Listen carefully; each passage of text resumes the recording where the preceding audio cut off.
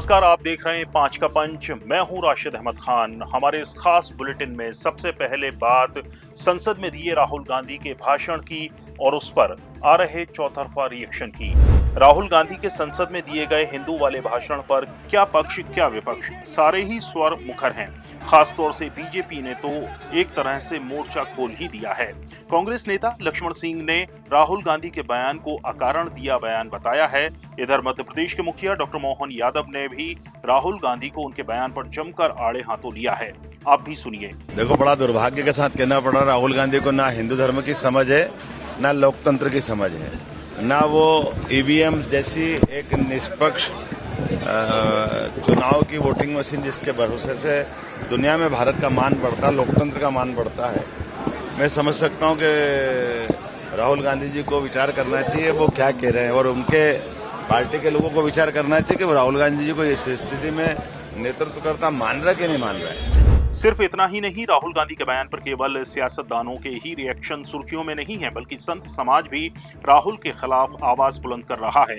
उज्जैन में दिगंबर अखाड़े के संतों ने सड़क पर आकर अपने गुस्से का इजहार किया है। इनका साफ कहना है कि राहुल गांधी ने हिंदुओं को आहत करने का काम किया है।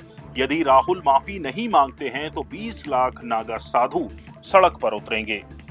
अगर हमारे संत समाज के 20 लाख नागा साधु अगर सड़क पे आ गई तो कांग्रेस पार्टी को भारत में जगह नहीं मिलेगी भागने के लिए। इसलिए वो देश के लोगों से, सनातन भाइयों से और देश के साधु संत से माफी मांगे, नहीं तो इसका पूरे देश में विरोध किया जाएगा। हिंदू समाज के लिए बहुत उनका घोर एक तरह का अपराध किया उन्होंने हिंदू समाज के प्रति, और इस तरह के शब्द उनको नहीं कहना चाहिए और अपनी बात को वापस लेना चाहिए। हिंदू समाज इसमें घोर इसकी हर तरह से निंदा करता है।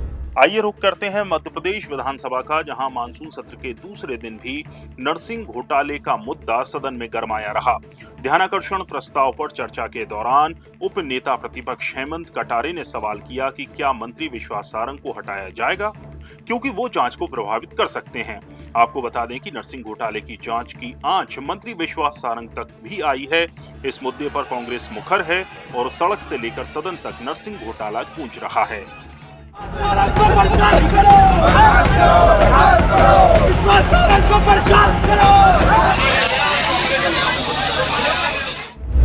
अब बात छत्तीसगढ़ की, जहां कांग्रेस आलाकमान द्वारा बनाई गई फैक्ट फाइंडिंग कमेटी का दौरा पूरा हो चुका है। ये कमेटी लोकसभा चुनाव में कांग्रेस को मिली शिकस्त के कारण जानने बनाई गई है। कमेटी के सदस्यों को दौरे के दौरान सबसे ज्यादा शिकायतें गुटबाजी और भितरघात की मिली हैं। कमेटी के एक पदाधिकारी ने घोटाले के आरोपों में जेल में कैद अधिकारियों और सरकार के करीबियों की भी समीक्षा करने की बात कही है। मोइली कमेटी ने 4 दिनों में सूबे के 3 शहरों रायपुर, बिलासपुर और कांकेर में बैठकें की, जिनमें कार्यकर्ताओं की नाराजगी खुलकर सामने आई। 5 के पंच के अंत में बात मौसम के मिजाज की। जी हां, इन दिनों मानसून पूरी तरह से मध्य प्रदेश की धरती पर मेहरबान बना हुआ है। बीते 24 घंटों में भोपाल और इंदौर समेत सूबे के मुख्तलिफ इलाकों में अच्छी बरसात हुई है और अगले 24 घंटों में अच्छी बारिश होने की संभावना बताई जा रही है। आपको बता दें कि प्रदेश में कहीं कम तो कहीं ज्यादा बरसात हुई, लेकिन राजधानी में जून माह और जुलाई के शुरुआती दिनों तक 63% बरसात हो चुकी है। सियासत में गर्माहट है और मौसम में ठंडक घुली हुई है, तो आप भी सियासी खबरों के चटकारे लेते हुए मौसम का मजा लीजिए, लेकिन अपनी सेहत का भी ध्यान रखिए और देखते रहिए चौथा खंबा। नमस्कार।